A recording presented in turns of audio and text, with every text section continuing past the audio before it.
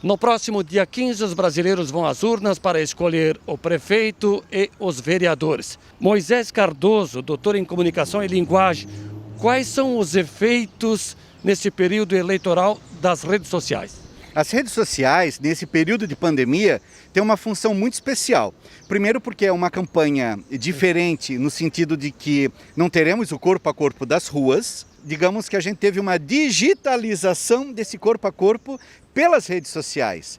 Nós temos a oportunidade constante, esse diálogo do leitor com os possíveis candidatos. O problema é que às vezes isso não funciona de uma forma correta, porque a própria plataforma ela coloca algumas limitações. Uma fanpage no Facebook, por exemplo, menos de 3% do público dela recebe o conteúdo.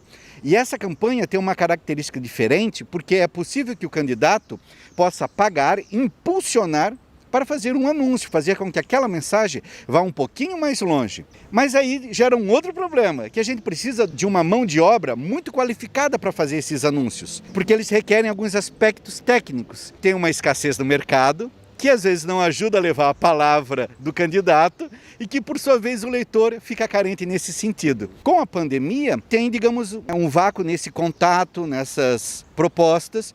Por isso que o horário eleitoral na TV, ele ainda é importante, mas as redes sociais é que vão dar continuidade a essa conversa. O TSE, Tribunal Superior Eleitoral, definiu regras para o uso das redes sociais.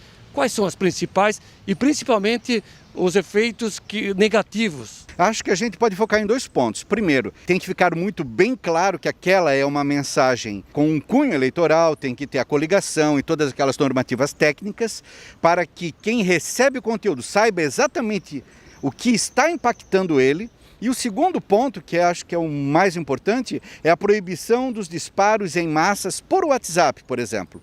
Que é quando eu tenho aquela listagem grande de contatos, que às vezes um amigo fornece para o outro, que chega na mão do candidato, e ele faz aquele disparo em massa. Isso não pode acontecer. As empresas que prestam esse tipo de serviço, elas estão proibidas. Conversa entre o candidato e o público, ela tem que funcionar de uma forma orgânica. Vamos supor, o candidato bateu perna, encontrou o eleitor, conversou com ele, pediu para ele cadastrar o seu número de campanha no celular dele, ambos se cadastram e aí sim a gente tem uma autorização sadia de ambas as partes para a troca de material e de conversa. O próprio WhatsApp, nesse momento de campanha, vocês podem notar que ele está com algumas limitações. Quando você vai compartilhar uma notícia, ele não permite ampliar o leque, ele já está colocando algumas restrições prevendo esse tipo de ação indevida da plataforma.